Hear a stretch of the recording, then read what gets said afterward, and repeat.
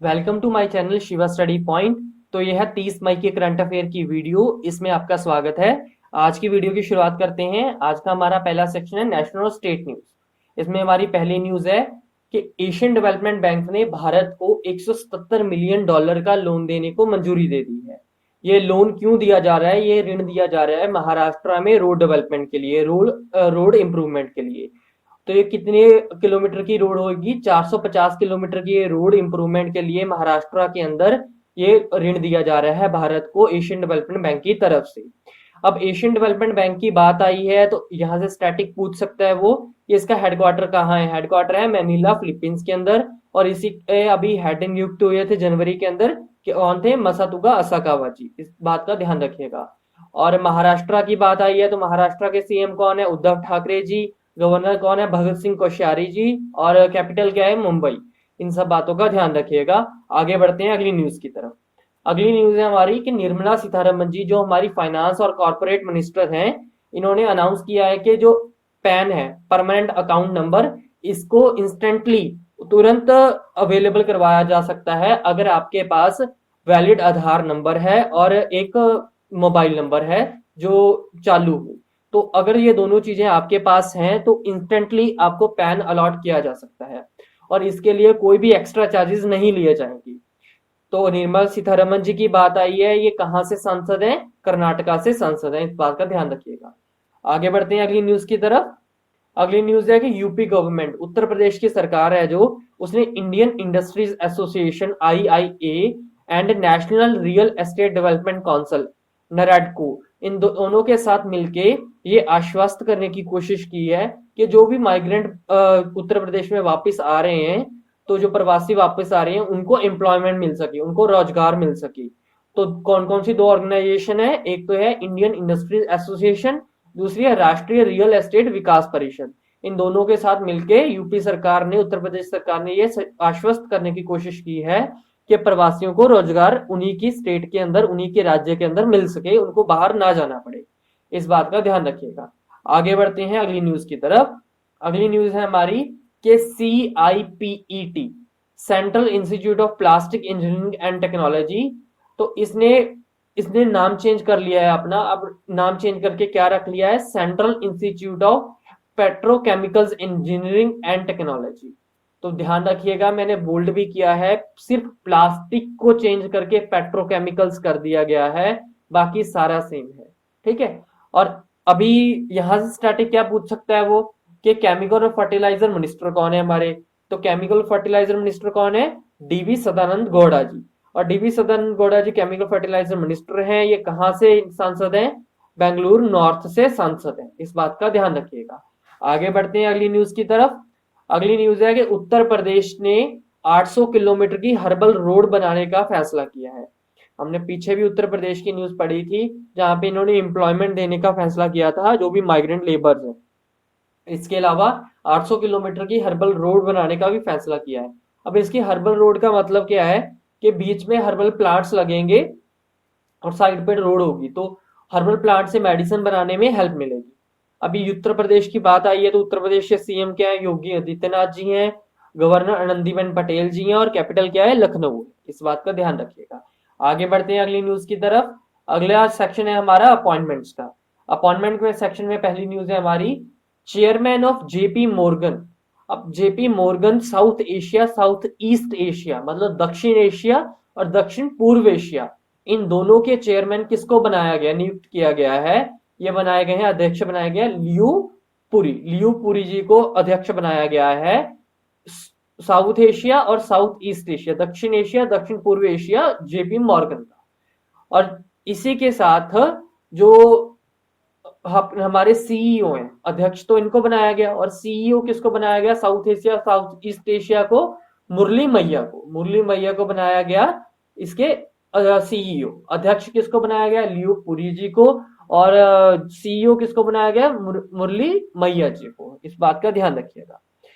और जो JP Morgan overall world है, जेपी मॉर्गन वर्ल्ड है, उसके सीईओ कौन है? जेमी डिमोन है। जेमी डिमोन है उसके सीईओ। अरे हेडक्वार्टर कहाँ है जेपी मॉर्गन का? न्यूयॉर्क यूएस के अंदर हेडक्वार्टर है। इस बात का भी ध्यान रखिएगा। अगली न्यूज की तरफ बढ़ते हैं। केरल के जो चीफ सेक्रेटरी बनाए गए हैं नए, क्या नाम है इनका, विश्वास मेहता। विश्वास मेहता को नियुक्त किया गया है मुख्य सचिव के रूप में केरल के। और इसके अलावा थिरुवनंतपुरम जो कैपिटल है केरल की, उसके नए डिस्ट्रिक्ट कलेक्टर, जिला कलेक्टर बनाए गए हैं। कौन है ये, नवज्योत खोसा जी को बनाया गया है डिस्ट्रिक्ट कलेक्टर, जिला कलेक्टर बनाया गया है थिरुवनंतपुरम, जो कि कैपिटल है केरल की। अब केरल की बात है, केरल के सीएम कौन है, पिनराई विजयन जी, और गवर्नर कौन है, आरिफ मोहम्मद खान। आगे बढ़ते हैं अगली न्यूज की तरफ।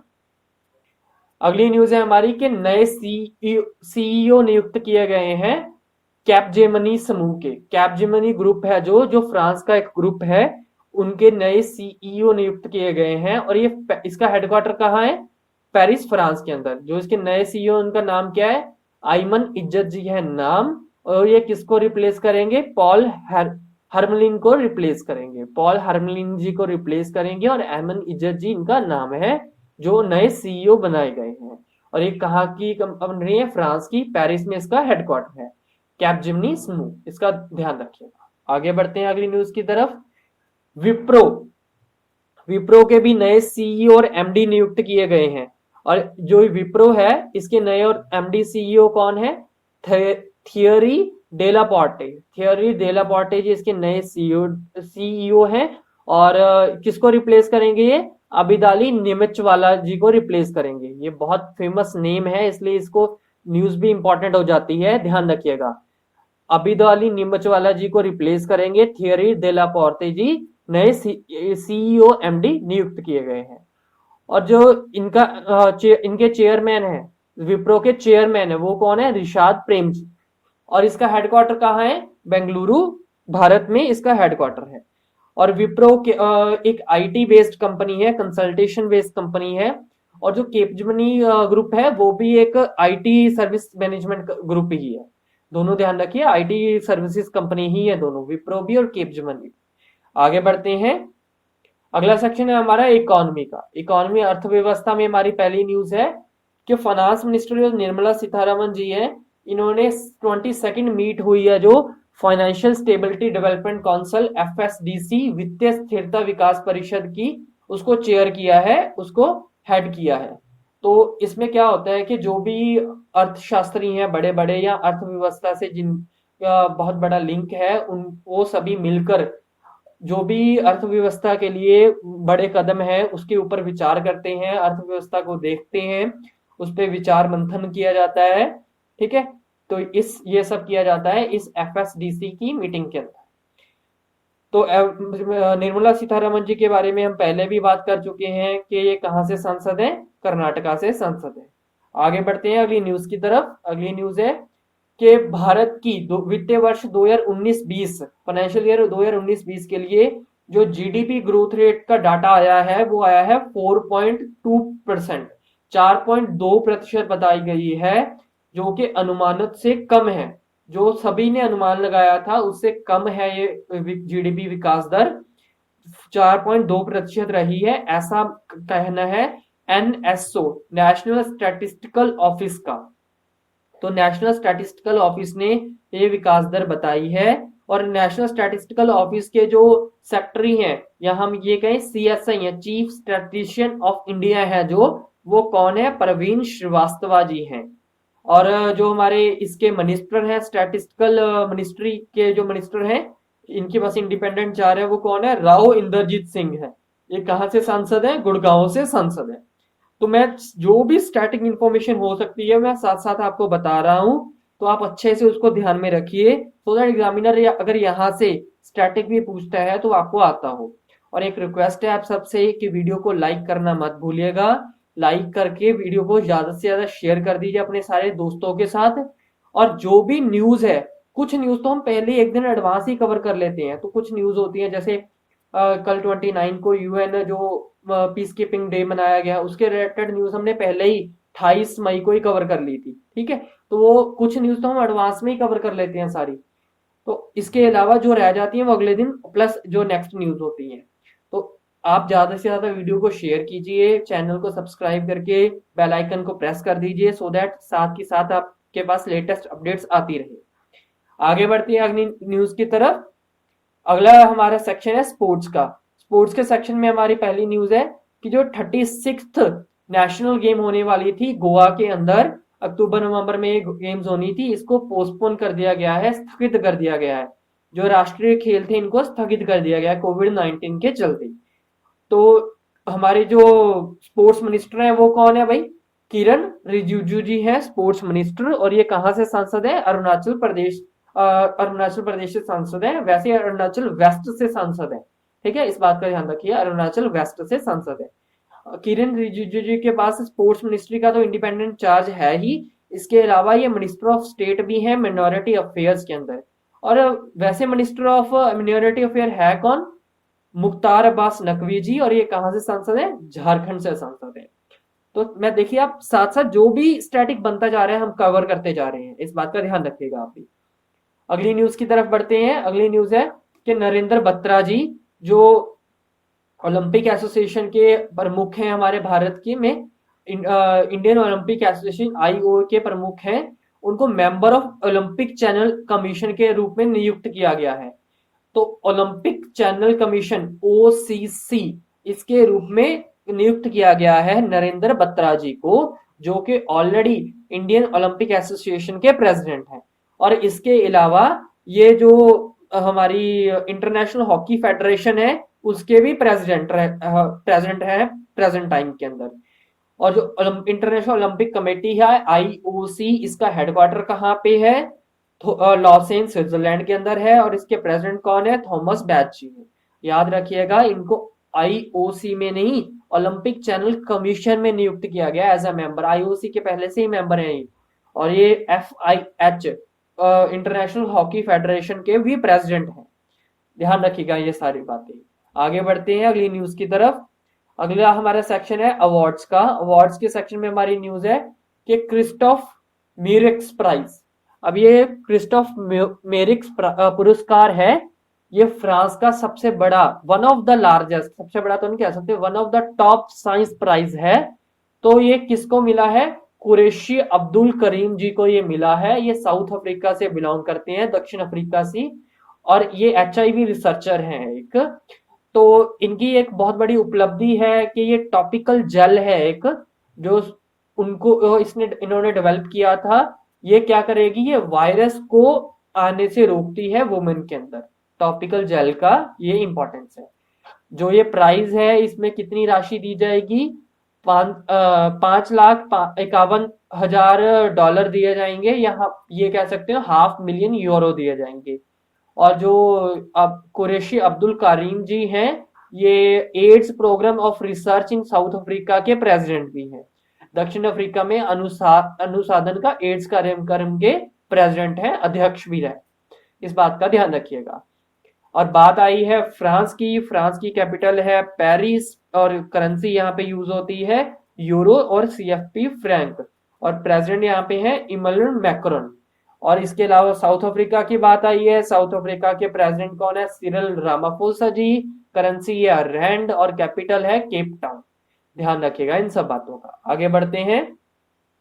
अगली न्यूज है हमारी मीराबाई चन्नू जी और रगला वेंकट राहुल जी और पूनम यादव, ये तीनों ही क्या है? वेटलिफ्टर हैं। तो इनको नॉमिनेट किया गया है अर्जुना अवार्ड के लिए इंडियन वेटलिफ्टिंग फेडरेशन की तरफ से। इंडियन वेटलिफ्टिंग फेडरेशन ने मीराबाई चन्नू जी, रगाला वेंकट राहुल जी और पूनम यादव जी को नियुक्त किया है या चयन किया है, नामांकित किया है अर्जुन पुरस्कार के लिए। एक बात का ध्यान रखिएगा, जो मीराबाई चन्नू जी हैं इनको ऑलरेडी खेल रत्न और पद्मश्री मिल चुका है 2018 के अंदर, तो इस बात का ध्यान रखिएगा। अगली न्यूज की तरफ बढ़ते हैं। अगली न्यूज है हमारी, अगला सेक्शन है हमारा ओबेचुरीज का। ओबेचुरीज में हमारी पहली न्यूज है अजीत जोगी जी। अजीत जोगी जी, इनका निधन हो गया है। ये पहले सीएम थे छत्तीसगढ़ के ये प्रथम सीएम रह चुके हैं। इनका हाल ही में निधन हो गया है।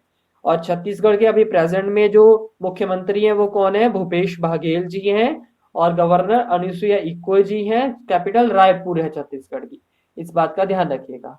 आगे बढ़ते हैं। अगला सेक्शन है हमारा इंपॉर्टेंट डेज का। इंपॉर्टेंट डेज में हमारी पहली न्यूज है कि वर्ल्ड हंगर डे, विश्व भूख दिवस हमने 28 मई को मनाया। और भारत का जो 2019 में विश्व भूख सूचकांक आया था, वर्ल्ड हंगर इंडेक्स आया था, उसमें बहुत ही बुरी परफॉर्मेंस थी, 102 स्थान था। आगे बढ़ते हैं अगली न्यूज की तरफ। अगला है world digestive health day. World digestive health day, इसको 29 मई को मनाया हमने, और इसको किसने सेलिब्रेट किया? वर्ल्ड गैस्ट्रोएंटरोलॉजी ऑर्गेनाइजेशन ने इसको सेलिब्रेट किया। इस बार का इसका थीम क्या रहा? Gut microbiome a global perspective. ठीक है, तो इस जो WGO है, वर्ल्ड गैस्ट्रोएंटरोलॉजी ऑर्गेनाइजेशन है, इसका हेडक्वार्टर कहाँ है? यूएस के अंदर, विस्कॉन्सिन यूएस के अंदर है। और इसको स्थापित कब किया गया? 1958 को इसको स्थापित किया गया, एस्टेब्लिश किया गया। आगे बढ़ते हैं अगली सेक्शन की तरफ। अगला सेक्शन हमारा इंटरनेशनल का, अंतरराष्ट्रीय। इसमें हमारी पहली न्यूज है कि फीफा, जो फुटबॉल की वर्ल्ड इंटरनेशनल ऑर्गेनाइजेशन है, और वर्ल्ड हेल्थ ऑर्गेनाइजेशन और यूरोपियन कमीशन, ये तीनों एक साथ आए हैं सेफ होम कैंपेन को बढ़ावा देने के लिए। तो लॉकडाउन के चलते क्या हो रहा है कि जो डोमेस्टिक वायलेंस है वो बहुत बढ़ती जा रही है वुमेन और चिल्ड्रन के अगेंस्ट। तो उसको रोकने के लिए, उसको सेफ करने के लिए, उनको बचाने के लिए सेफ होम कैंपेन चलाई गई है। ये campaign FIFA, World Health Organization और यूरोपियन कमीशन ने मिलकर चलाई है। अब फीफा की बात आई है। फीफा का हेडक्वार्टर कहाँ है? जुरिच, स्विट्जरलैंड के अंदर। इसके हेड कौन है? गियानी इन्फेंटिनो जी। वर्ल्ड हेल्थ ऑर्गेनाइजेशन की बात आई है, इसके हेडक्वार्टर कहाँ है? जनेवा, स्विट्जरलैंड के अंदर। और इसके हेड कौन है? टेड्रोस अधानोम जी, इथोपिया से है ये। और 7 अप्रैल को हम क्या मनाते हैं? World health day. इसलिए 7 अप्रैल 1948 को वर्ल्ड हेल्थ ऑर्गेनाइजेशन की स्थापना हुई थी। और यूरोपियन कमीशन की बात आई है। यूरोपियन कमीशन का हेडक्वार्टर कहाँ है? Brussels, Belgium. और इसके हेड कौन है? उर्सुला लेयन जी। वैसे तो इनका नाम काफी बड़ा है, पर मैंने भी उर्सुला लेयन जी ही याद किया हुआ है, आप भी इतना याद कर लीजिए, बहुत है। आगे बढ़ते हैं अगली न्यूज की तरफ। अगली न्यूज है कि रशिया है जो, उसने अपनी फर्स्ट स्टील्थ बॉम्बर, जिसका नाम है पाक डीए, उसको बनाना की शुरुआत कर दी है। इसकी उम्मीद की जा रही है कि अगले साल तक, मतलब कि 2021 तक ये बनकर तैयार हो जाएगा। और ये जो US B2 strategic stealth bomber है, उसके साथ कंपीट करेगा, उसकी श्रेणी का ये होगा। अब रशिया और यूएस की बात आई है, तो रशिया की कैपिटल मॉस्को है, प्रेसिडेंट व्लादिमीर पुतिन है, करेंसी रूबल है। यूएसए की बात आई है तो वाशिंगटन DC कैपिटल है, डोनाल्ड ट्रंप प्रेसिडेंट है, और US डॉलर करेंसी है। इन सब बातों का ध्यान रखिएगा। आगे बढ़ते हैं अगली न्यूज की तरफ। अगली न्यूज है कि प्रिंसटन मेसन और वर्ल्ड एथलेटिक, इन दोनों ने कोलैबोरेशन की है, MOU साइन किया है लीगल सर्विसेज को लेकर। तो वर्ल्ड एथलेटिक्स ने प्रिंसटन मैसन को अपॉइंट किया है एज अ लीगल एडवाइजर अब अगले 4 साल के लिए। अब बात आई है प्रिंसटन मैसन की, ये लंदन बेस्ड ऑर्गेनाइजेशन है, UK की। और वर्ल्ड एथलेटिक्स को आपको पता ही है, हेडक्वार्टर मोनाको में है, और इसके हेड हैं जो प्रेसिडेंट है वो सेबास्टियन कू है। इनको अभी दिसंबर में रीअपॉइंट किया गया था। आगे बढ़ते हैं अगली न्यूज की तरफ। फीफा ने सस्पेंड कर दिया है US जीन बार्ट जी को अगले 90 दिनों के लिए। इनके ऊपर जो शोषण के आरोप लगे हैं उसको चलते हुए, और उसकी इंक्वायरी की जाएगी अभी। तो फीफा ने तब तक इसको US जीन बार्ट जी को निलंबित कर दिया है, सस्पेंड कर दिया है। फीफा की बात पहले ही कर चुके हैं। ज्यूरिच स्विट्जरलैंड में हेडक्वार्टर है, गियानी इन्फेंटिनो हेड है इनकी। आगे बढ़ते हैं। अब बात है रिवीजन की। तो कल के वीडियो में से एक क्वेश्चन आपके लिए है कि P कुमारन, जिन्होंने अभी हाई कमिश्नर के रूप में सिंगापुर में अपनी सिंगापुर में हाई कमिश्नर के रूप में नियुक्त किए गए हैं P कुमारन जी, उन्होंने किसकी जगह ली है वहां पे? तो हमें पता है उच्चायुक्त नियुक्त किए गए हैं सिंगापुर में P कुमारन जी। तो उन्होंने किसकी जगह ली है वहां पे? उन्होंने जगह ली है जावेद अशरफ जी की। जावेद अशरफ जी की जगह ली है वहां पे। तो पहले जावेद अशरफ जी हाई कमिश्नर थे सिंगापुर में, लेकिन उनकी जगह P कुमारन जी को अपॉइंट कर दिया गया है, और जावेद अशरफ जी को फ्रांस के हाई कमिश्नर के रूप में नियुक्त कर दिया गया है। इस बात का ध्यान रखिएगा। Thank you so much for watching the video. Please like the video and subscribe the channel. Press the bell icon for latest updates, and don't forget to share the video with your friends.